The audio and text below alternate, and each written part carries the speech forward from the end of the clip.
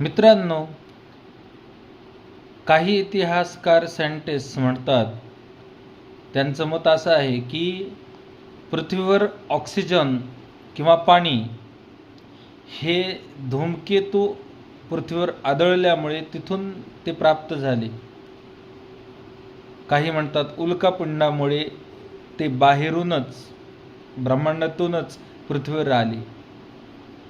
परंतु पृथ्वीच्या गर्भामध्ये अनंत प्रकारचं विपुल प्रमाणाचं हायड्रोजन, मिथेन आणि ऑक्सिजन याचे रेणू अडकलेले होते, ते जे बाहेर पडले.